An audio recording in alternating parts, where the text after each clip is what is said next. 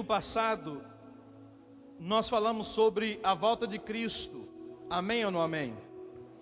E quando eu saí aqui do culto, uma pergunta ficou no meu coração. E aí durante a semana eu meditei na palavra a respeito disso que nós vamos compartilhar aqui nesses minutos. E a pergunta é essa: o que fazer enquanto esperamos a volta de Cristo? Domingo passado nós falamos que nós precisamos ter paciência até que Ele volte. Mas durante esse período que nós precisamos esperar, aguardar, o que devemos fazer? E é isso que eu quero aqui, na leitura de vários versos que nós vamos fazer, meditar com os amados. E eu espero que o Espírito Santo derrame da sua graça sobre a minha vida e também sobre a tua, para que nós venhamos entender, nos alimentar e sair daqui dessa noite mais fortificados ainda, porque Deus, Ele é maravilhoso. Amém? 1 Tessalonicenses capítulo 5, verso 23, nos diz assim: o mesmo Deus da paz santifique em tudo, e que o Espírito, a alma e o corpo de vocês sejam conservados íntegros e irrepreensíveis na vinda do nosso Senhor Jesus Cristo. Aí nesse versículo já começa chamando a nossa atenção para algumas questões da nossa vida, do nosso caráter, da nossa atitude, a qual Deus espera que nós, na nossa busca em prol dele, da sua palavra, sendo cheio do teu Espírito Santo, aconteça conosco. Aí diz que precisamos dessa maneira, buscando a Deus, termos o nosso espírito, alma e corpo conservado, íntegro e irrepreensível, de uma maneira agradável ao nosso Deus. Eu quero ler outro texto com vocês, Mateus capítulo 24, verso 42 ao verso 46. Mateus 24, do versículo 42 até o versículo 46. Diz assim a palavra de Deus: portanto, vigiem, porque vocês não sabem em que dia virá o Senhor de vocês. Porém, considerem isto: se o pai de família soubesse a que hora viria o ladrão, vigiaria e não deixaria que a sua casa fosse roubada. Por isso, estejam também vocês preparados, porque o Filho do Homem virá a hora em que vocês menos esperam.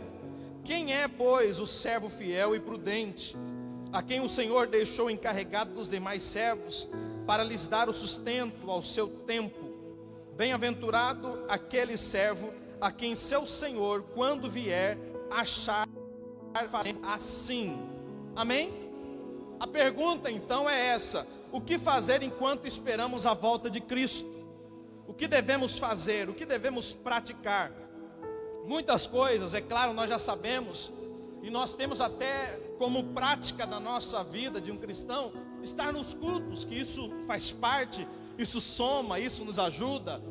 Buscar a Deus na leitura da palavra, isso é muito necessário, porque conhecendo a palavra é que nós vamos viver uma vida liberta, uma vida transformada. E quando nós temos aqui na sexta-feira um culto que nós chamamos culto de cura e libertação, o que tem no culto de sexta é a palavra, porque para aquele que quer ser liberto não existe lenço ungido, não existe outra coisa a não ser a palavra de Deus, pois a palavra ela tem poder para a libertação para o corpo. Amém, meu jovem, teu galardão será, meu Deus, vai ser grande. Deus abençoe, Josué. Mas falando a respeito desse assunto, nós vivemos num tempo onde existem vários grupos, entre os quais nós destacamos alguns. Um dos grupos, quando nós falamos a respeito da volta de Cristo, eles não dão importância, eles ignoram, porque o tempo, como nós sabemos, ele tem um fator que nos enfraquece. A esperança do homem, ela se perde, ela diminui a sua efetividade com o tempo, com o passar dos anos. Então há um grupo de pessoas que quando se fala Jesus está voltando ou ele vai voltar, Muitos dizem, mas o meu avô, o meu bisavô, ou quem teve o prazer, o meu tataravô, falava isso, pastor.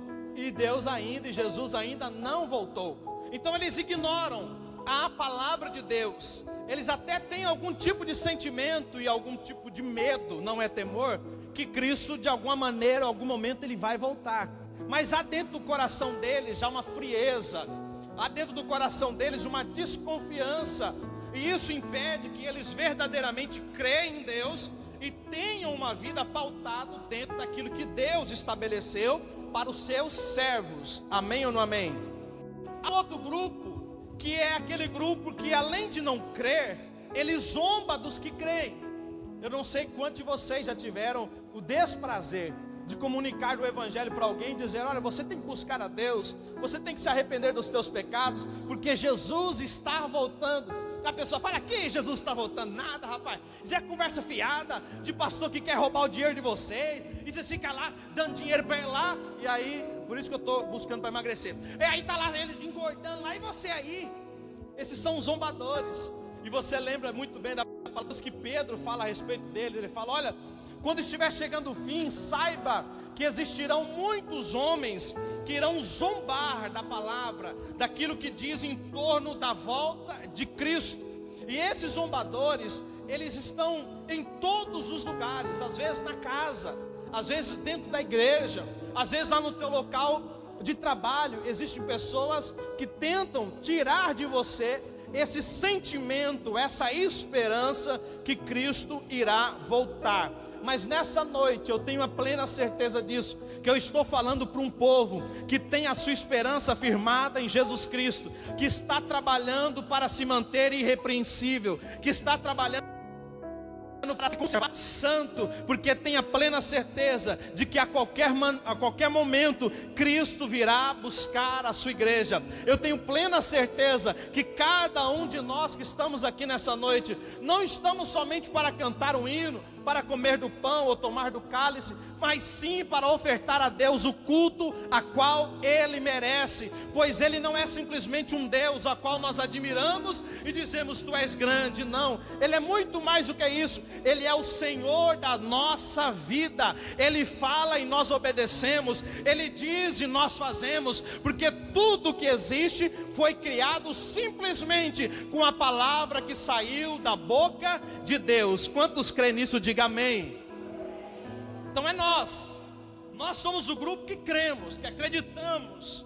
Nós somos o grupo que não desesperamos com aquilo que acontece no mundo, porque nós sabemos que o nosso lugar não é aqui na terra. Você crê nisso? Essa é a esperança que temos e que precisamos ter.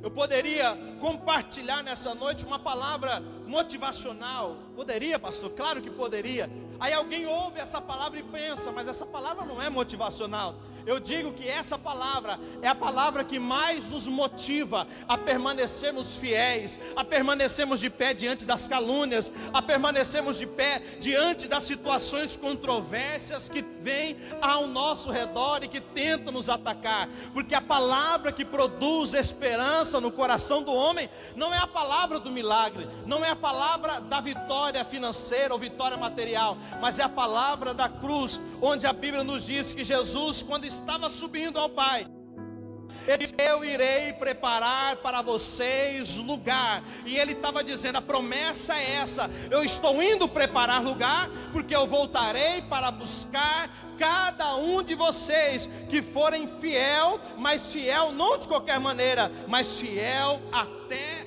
a morte. Amém ou não amém?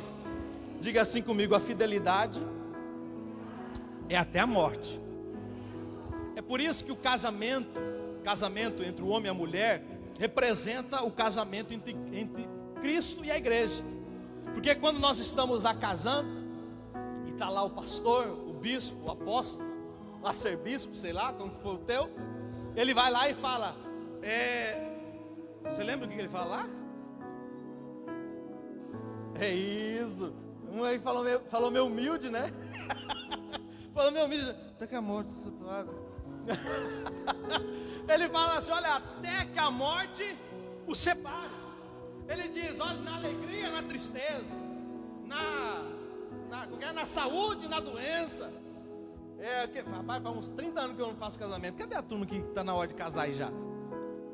Você quer não ia casar de novo? Renovar as alianças, né? Tá na hora mesmo, bro. Tá ali o Lucas, daqui a pouco vai casar, a Emily, então a galera aí. Tem que agilizar logo, a gente quer fazer casamento. Estamos até esquecendo já dos votos já. Estamos esquecendo aqui já. Na alegria, na tristeza, na saúde ou na doença. E aí finaliza lá, até que a morte o separe. Porque é um pacto, é uma aliança. E essa fidelidade, ela não tem um atalho para ela. É ser fiel até o fim. E assim também é o pacto da igreja com Cristo. Porque nós somos a noiva de Cristo, amém ou não amém? E ele diz, eu virei para buscar vocês, para que vocês morem comigo. Ele está dizendo, o nosso casamento, ele acontecerá nas alturas, nos céus. Nós teremos um encontro para morarmos juntos eternamente. E eu quero muito que você entenda aquilo que o Espírito Santo está dizendo à igreja nessa noite, para motivar você. Porque as pessoas pensam que a motivação vem do dinheiro, as pessoas pensam que a motivação vem da vitória do mundo, mas negativo. A motivação que nós precisamos, ela vem lá da cruz. Quando eu olho para ela e vejo que Jesus não está mais lá, quando eu olho para o túmulo eu vejo que Jesus não está mais lá, mas quando eu olho para os céus e vejo, como o salmista diz, que é de lá que vem o meu socorro, eu entendo, a minha esperança não está firmado em quem está morto, mas a minha esperança está firmada naquele que vive, naquele que reina para todos sempre. E é por isso que um cristão, ele vive sempre motivado, porque ele não olha para as pessoas para precisar da motivação, ele olha para Deus, ele olha para os céus, e é de lá que vem a nossa motivação. E aí nós lemos a passagem dizendo a respeito disso. E aí, esses textos nos chamam a atenção para isso. Eu quero que você abra a tua Bíblia mais uma vez, por favor. Mateus capítulo 24, verso 43. Se a tua estiver aberta ainda aí, você já está olhando aí. Nós lemos esse verso. O que diz lá: porém considerem isso, se o pai de família soubesse a que hora viria o ladrão, vigiaria e não deixaria. Pastor, o que precisamos fazer enquanto esperamos a volta de Cristo? Primeira coisa, não perca a sua fé. Segundo, vigia. Esteja atento. Esteja toda hora observando, pois a própria palavra nos diz: eis que o ladrão, o diabo, ele anda ao vosso redor, rugindo como leão, buscando a quem possa tragar. É a missão dele, é o trabalho dele, ficar rugindo para tentar nos assustar, para tentar desviar a nossa atenção de Deus. Mas a palavra de Deus nos diz, olha, para aquele que permanece fiel até a morte, ele tem algumas características, e entre elas é viver vigiando, é andar observando, é caminhar olhando a situação. Não é olhar para se entristecer, mas é vigiar para evitar de cair, de errar, de pecar.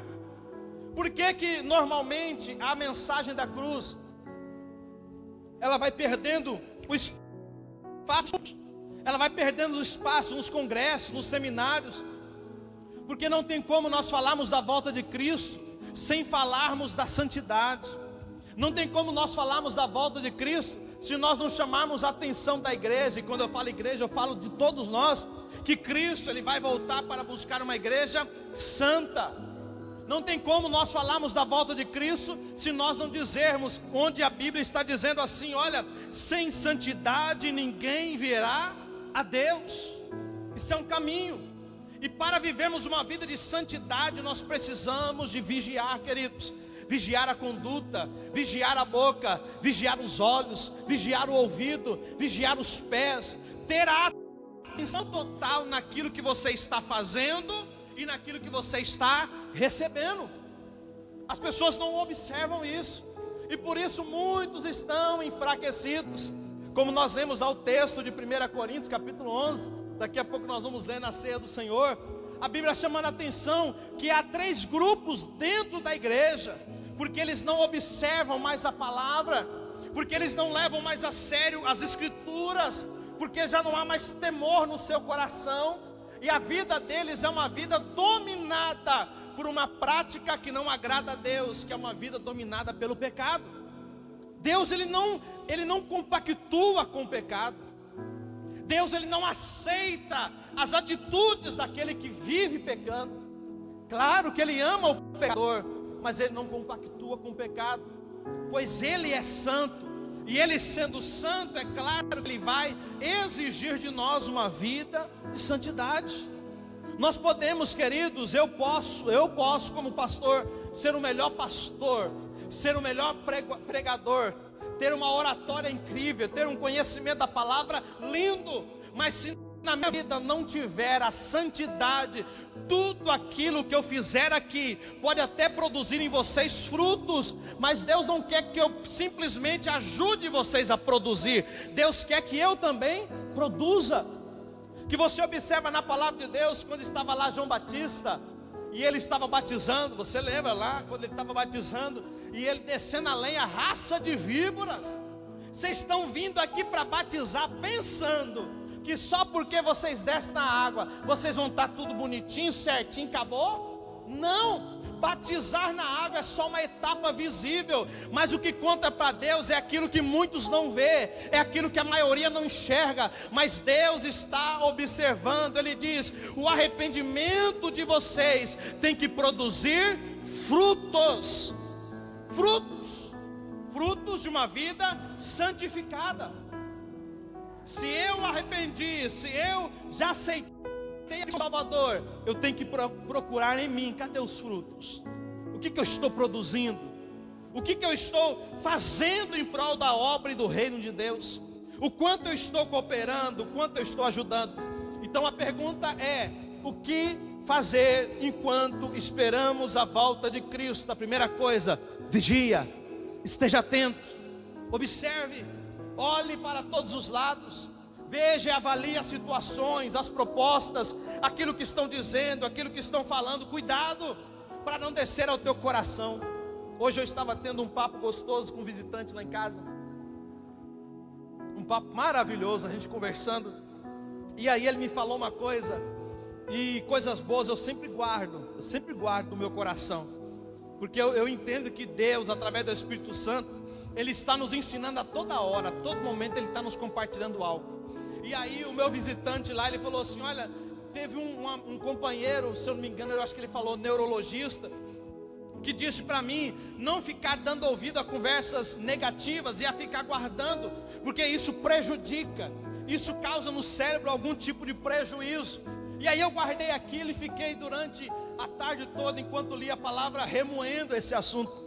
Quantos de nós estamos, queridos, sofrendo não por opressões malignas, não por aquilo que não possuímos, mas por aquilo que nós ouvimos das pessoas. Deus vem na sua palavra e diz: você é mais que vencedor. Deus vem na sua palavra e diz: aquele que está em mim, esse vence o mundo. E aí a gente não dá ouvido para isso, mas vem alguém e diz: ah, o teu casamento não é tão bom, ah, a tua família não é tão boa, ah, o teu emprego não é tão abençoado. Aquilo nós vamos guardando e vamos sofrendo com isso. Então nessa noite eu quero dizer para você: vigie aquilo que está guardado aí dentro do teu coração. Observa aquilo que está gravado na tua mente, que talvez você esteja sofrendo por causa de conversa que você ouviu. Mas se você permitir nessa noite com que o Espírito Santo lhe ajude a sondar o teu interior, eu tenho certeza que você sairá daqui deste lugar renovado, transformado, abençoado, cheio de Deus, cheio de palavra de vitória para a tua vida. Eu tenho certeza que você sairá daqui deste lugar com os teus lábios declarando aquilo que muda a vida, aquilo que muda um destino. Não palavras de maldição, não murmuração, mas palavras de vida. É por isso que a Bíblia, e nós ministramos aqui 7 terças-feiras, e no final das cartas estava escrito assim: quem tem ouvidos ouça. O quê? O que o Espírito diz à igreja. porque nós temos ouvido para ouvir o mundo, nós temos ouvido para ouvir os homens, mas quando se trata do Espírito Santo, muitos de nós estamos surdos. Mas nessa noite o Espírito Santo chama a nossa atenção. Abra o teu ouvido, permita que a palavra de Deus purifique o teu ouvido, para que você ouça a palavra da vida, e aquilo que antes estava servindo como maldição, como destruição, quando a palavra de vida entrar no teu coração, você vai reproduzir vida, você vai reproduzir vitória, você vai reproduzir salvação, você vai reproduzir libertação. É por isso que os ouvidos têm que estar aguçados àquilo que Deus fala, queridos. Nós viemos produzir frutos, mas se nós não estivermos atentos, tudo aquilo que o mundo vai dizendo vai nos sobrecarregando, e nós vamos sofrendo, e nós vamos padecendo. Pessoas choram e você pergunta: por que está chorando? Por que está sofrendo? Eu não sei não, uma angústia no meu coração. Ei, sabe quem tira a angústia? O Deus Todo-Poderoso. Outro você vai conversar: o que foi? Eu não sei, eu não estou muito bem. Se não está muito bem, procure aquele que nunca está mal, aquele que sempre está bom, aquele que sempre está de uma maneira perfeita, aquele que sempre está de uma maneira agradável, que é Jesus Cristo, aquele que veio a esse mundo, não cometeu nenhum pecado e voltou para o céu sem mancha e sem mácula nenhuma.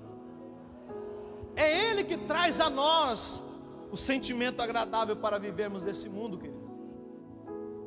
Se não for Ele, é por isso que a Bíblia diz: olha, é a misericórdia de Deus que é a causa de nós não sermos consumidos.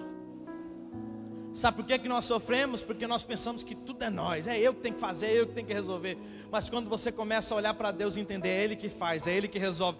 Pastor, mas eu não vou fazer nada. É claro que você vai fazer. A primeira coisa é quando você levantar da tua cama amanhã bem cedo, dizer: Senhor, eu levantei com vida. Onde tem vida tem propósito, aonde tem propósito tem vitória, aonde tem vitória tem portas abertas. E se eu levantei é porque algo o Senhor vai fazer na minha vida. Eu vou, mas que o Senhor vá à minha frente, abrindo as portas e guerreando as minhas batalhas.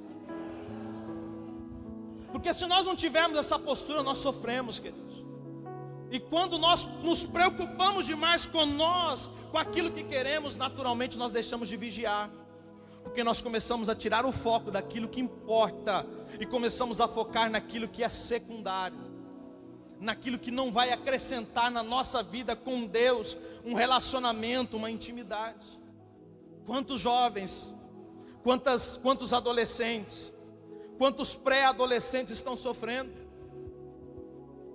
Tempos atrás eu vendo uma pesquisa dizendo que hoje na nossa nação há um número crescente de pré-adolescentes e jovens que estão em depressão.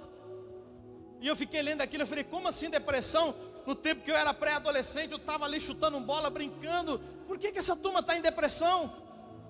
Por que eles estão sofrendo tão novo? E eu, na minha mente, eu pensei assim: tinha que deixar para sofrer quando tivesse mais velho.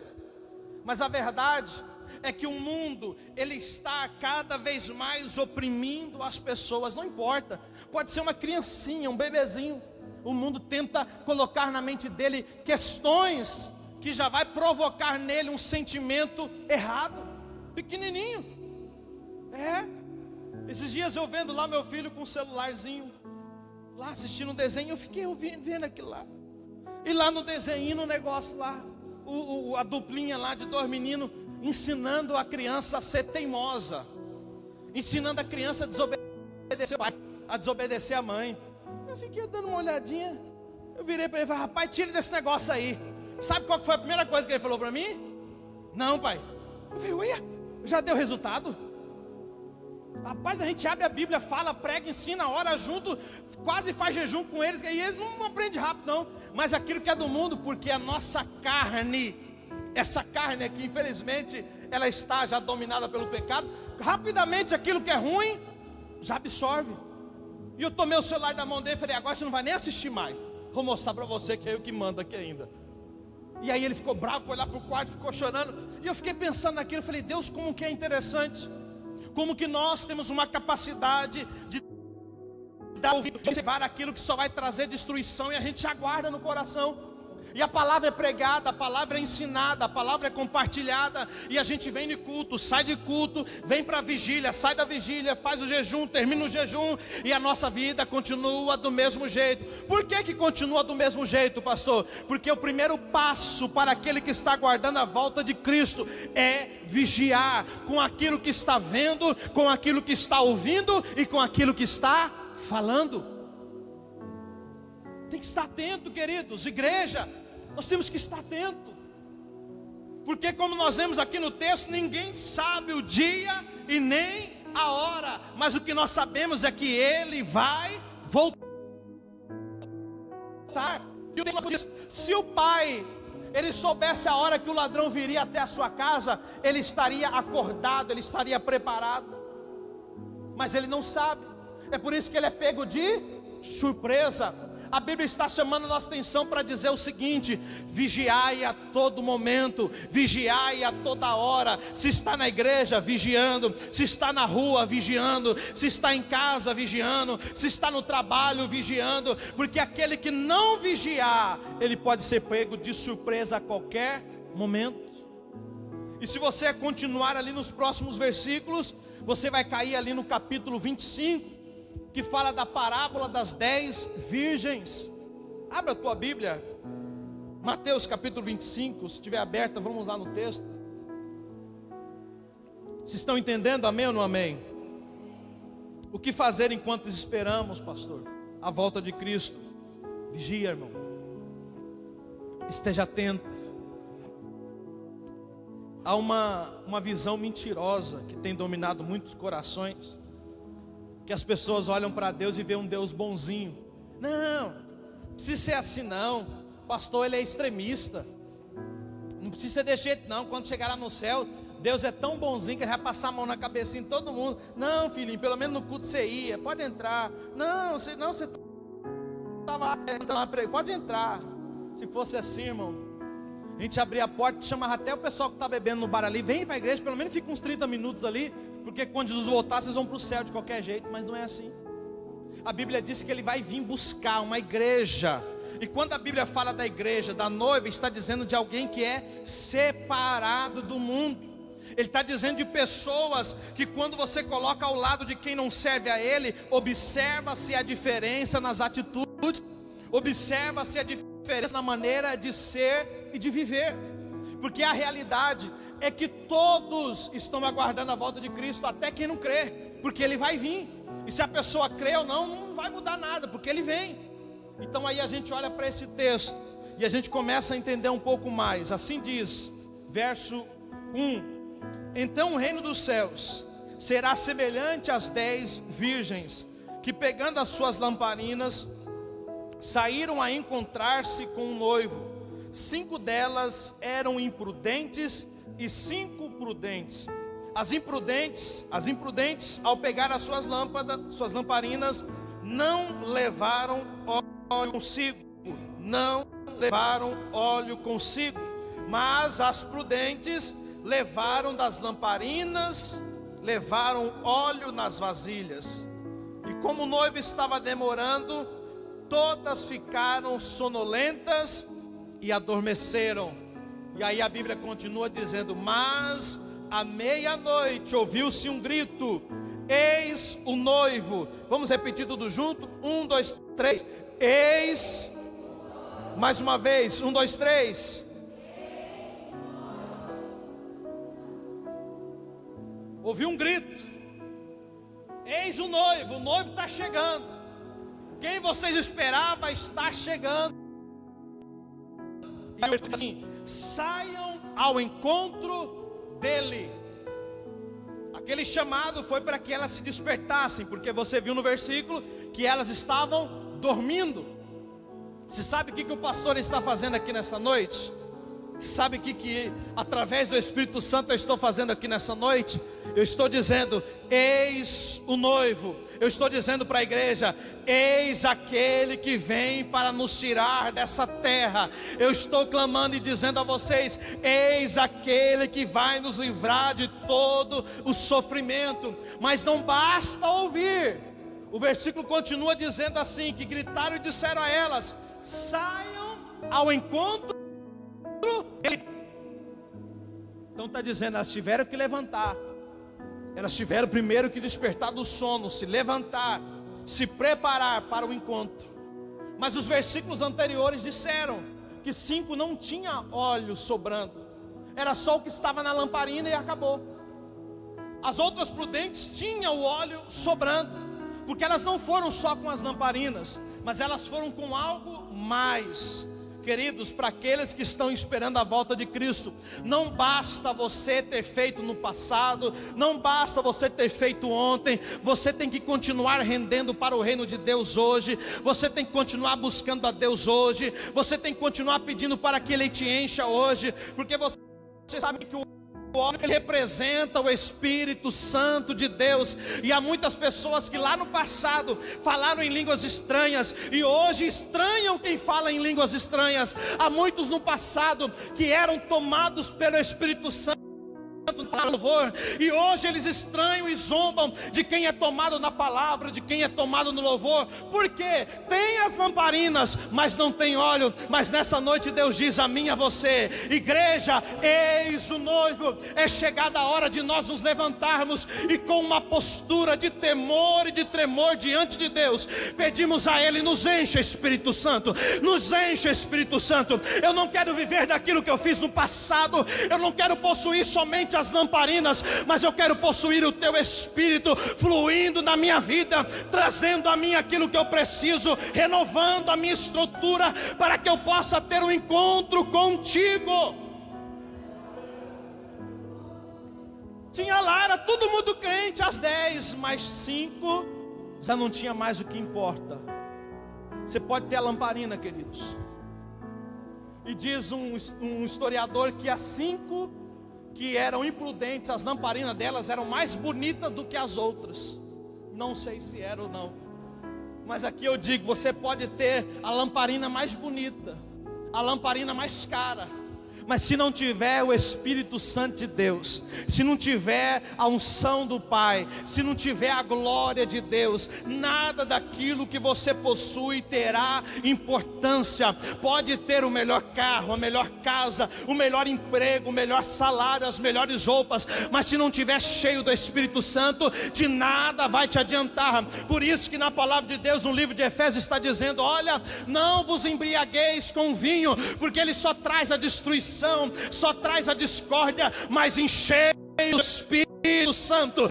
Enchei-vos do Espírito Santo, porque mesmo que a tua vida não esteja boa, enchei-vos do Espírito Santo. Mesmo que você não tenha aquilo que você quer, enchei-vos do Espírito Santo. Mesmo que o teu casamento, a tua família não esteja do jeito que você quer, enchei-vos do Espírito Santo, porque para chegarmos lá é somente com a ajuda e com o auxílio do Espírito Santo. Pois a Bíblia diz: é Ele que veio para convencer o homem da justiça e do pecado. E se nós não estivermos cheios dele, dominados por ele, motivados por ele, o mundo vai nos motivar, queridos. E a motivação do mundo é viver em prol daquilo que a caça destrói, em prol daquilo que o ladrão pode roubar, em prol daquilo que qualquer vendaval pode tirar. Mas a Bíblia diz: olha, não ajuntais tesouros na terra, mas ajuntais tesouros no céu, porque lá não tem traça, lá não tem ladrão, lá não tem ferrugem. Aquilo que nós fazemos para Deus, os frutos que nós damos para Deus, esse vai ficar guardado e marcado para o grande dia, quando nós encontrarmos com Ele e temos um encontro face a face com Ele, e vemos a face do nosso Deus, e visualizamos o quanto Ele é grande, o quanto Ele é maravilhoso. Nada neste mundo se compara à beleza do nosso Deus, nada neste mundo se compara à grandeza, à glória, ao poder do nosso Deus. Então eu estou te dizendo para você: não importa como você está, enchei-vos do Espírito Santo, porque não é hora de vacilarmos o pé, mas é hora de nós andarmos vigiando, e para vigiarmos é só através do Espírito Santo de Deus. É só através deles, querido. Se não for através dele, nós não vamos conseguir nada. Eu atrasei um pouquinho para chegar hoje aqui no culto. Cheguei antes, mas atrasei. Passei a camisa, vesti a camisa. Quando estava quase preparado para ir, a camisa rasgou. A camisa que eu gosto tanto, camisa cara. E eu fiquei olhando para aquilo e falei, cara, gosto demais, mas rasgou. O que é isso, pastor? Eu estou dizendo que tudo aquilo deste mundo pode ter o maior valor, pode ser a coisa mais linda, mais importante, mais bonita. É caro, é bonito, você gosta, mas chega uma hora que é destruído, que passa. Mas está na presença de Deus, desfrutar da glória de Deus, ser cheio do Espírito Santo de Deus, isso fica marcado em qualquer vida, em qualquer coração. Por isso que nós cantamos aquele hino. Não tem como alguém experimentar da glória de Deus e sair e não lembrar daquilo que Deus faz, porque aquilo que Deus compartilha a nós, queridos, o homem nenhum pode. O meu pai me ama muito, a minha mãe me ama muito, mas eles não me amam como Deus me ama, porque qualquer erro, o meu pai já vem com a chinela, já vem com o cinto para me corrigir, mas quando eu erro, Deus não, Ele vem com as suas mãos e diz, levanta, você caiu, eu vim aqui para te resgatar. É por isso que a Bíblia diz, Jesus, Ele não veio ao mundo para condenar o mundo, mas Ele veio para salvar, e só pode salvar aquilo que foi perdido com muito amor no seu coração. Jesus nos ama tanto, querido. Eu não sei se o teu marido te ama muito, eu não sei se os teus filhos te amam muito, mas eu sinto de dizer para pessoas aqui nessa noite, lá nos céus, lá no trono, aquele que está acima de todos, Ele está olhando para você, e Ele está dizendo uma coisa só. O que, pastor? Eu te amo, eu te amo, eu te amo, eu te amo, eu te amo. E você está de pé porque eu te amo, você está guardado porque eu te amo, não lhe falta nada porque eu te amo. É esse Deus que nós servimos, querido, e é Ele que nós estamos aguardando, um amor que transcende, que vai além das barreiras. Que Deus, que Deus. Tem aquela canção que diz, que Deus é esse? É esse Deus que nós servimos. Nós não entendemos, porque a nossa visão das coisas é humana. Então nós temos uma visão do amor, uma visão humana, e as pessoas ficam com medo de 100% a Deus, porque ele olha para alguém que um dia disse eu te amo, e depois passou um tempo já não amava mais. Mas Deus não é assim. É por isso que ele diz, para provar que eu amo vocês, não é vocês que vão vir primeiro a mim, mas é eu que estou indo a vocês. Você talvez está pensando, eu vim ao culto para adorar a Deus, mas Deus está dizendo, foi eu que fui ao teu encontro. Antes mesmo de você se preparar para estar aqui para me louvar, eu já estava perto de você. Antes mesmo de você se vestir para vir à igreja, eu já estava contemplando você. Esse é o Deus que nós servimos. Ele está conosco, queridos. E não é por méritos, porque se fosse por méritos Ele não estaria. Ele está aqui, e não é por méritos, porque se fosse Ele não estaria. Mas Ele está aqui porque Ele prometeu, aonde estiver 2 ou 3, ali eu estarei. Você não está na presença do pastor Ronaldo, você está na presença de Deus, o Deus que traz paz ao nosso coração, o Deus que traz alegria ao nosso coração. E essa alegria que Deus nos dá não é uma alegria que depende de coisas, não é uma alegria que depende de pessoas, mas é uma alegria que depende somente dEle. E naquilo que depender de Deus, naquilo que depender de Deus, você vai viver sempre alegre, você vai viver com seu coração sempre cheio de paz, você vai viver sempre sendo amado ou amada, você vai viver sempre sendo abraçado ou abraçada, porque Ele é um Deus presente. A Bíblia diz, o nome dEle será Emanuel, que significa Deus conosco. Ele está conosco, e por isso que nós o servimos. Enquanto nós o esperamos, nós vigiamos. Enquanto nós aguardamos, nós nos preparamos, pedindo a Ele, nos encha, Senhor, com o Teu óleo, nos encha, Senhor, com o Teu Espírito Santo, porque sem Ele, queridos, as lutas terão força para nos desanimar. Sem o Espírito Santo, você que está aqui nesse templo muito mais tempo que eu, você com certeza já viu muitas pessoas que passaram por aqui e desistiram. E não é porque Deus abandonou, mas é porque esqueceu de buscar a única coisa que nos dá força para permanecermos fiéis. É o Espírito Santo. Eu não sei como você está, e eu nem preciso saber, mas eu quero te dizer, você está na presença daquele que tudo sabe, daquele que tudo vê. Talvez o teu coração está aí partido, está doendo, a alma está sentindo fisicamente. Talvez até na hora de dormir você não se sente bem. E como é bom dormir. Talvez até na hora de se alimentar você não tem nem apetite, porque a infelicidade tomou conta do teu coração. Mas eu digo para você, você está aqui nessa noite diante do único Deus verdadeiro. Ele simplesmente com uma palavra Ele muda a tua vida hoje. Simplesmente com uma palavra Ele muda a tua história agora. E você já sai daqui deste lugar entendendo: eu tive um encontro com Deus. Eu pensei que eu tinha marcado um encontro com Ele, mas a verdade é que foi Ele quem marcou o encontro comigo. Porque nós, meramente humanos pequenos, nós não conseguimos, mas a graça de Deus, que é um favor que nós não merecemos, nos alcança todos os dias.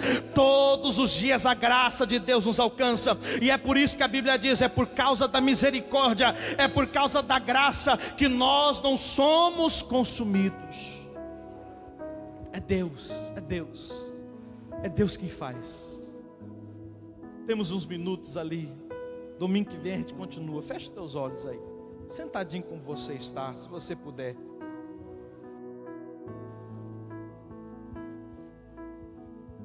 O que fazer enquanto esperamos? Vigia, olhe, avalie. Cuidado com o que você ouve, cuidado com o que você vê, cuidado com aquilo que você fala, porque com palavras você pode amaldiçoar a tua vida, mas também com palavras você pode abençoar a tua vida. Com os teus olhos fechados, vamos falar com Deus através das nossas palavras. Exalte ao santo nome do Todo-Poderoso, com palavras simples. Diga o quanto Ele é importante na tua vida. Se é necessário você pedir perdão por algo que você fez, falou, deu ouvido, agora há pouco, ontem, essa semana, diga para Ele aí, você e Ele. Fale com Ele. Ah, pastor, tem algo ferindo, doendo, me incomodando. Diga para Ele. O psicólogo, ele dá atenção para as pessoas, mas ele também é cheio dos seus problemas. O psiquiatra, ele ajuda as pessoas a ter um monte de problemas. Mas nós não estamos diante de um psicólogo, de um psiquiatra. Nós estamos diante de um Deus, e o único Deus. Ele te atende, Ele te ouve, e com muito carinho, com muito amor, Ele te responde. E é tão interessante Deus. E esse Deus é tão lindo, maravilhoso. Ele sabia que você está aqui essa noite. Talvez você queria até ouvir outra palavra, outra mensagem. Mas essa é a mensagem que o Espírito Santo tem ao teu coração, ao meu, ao nosso coração nessa noite. O que fazer enquanto eu espero?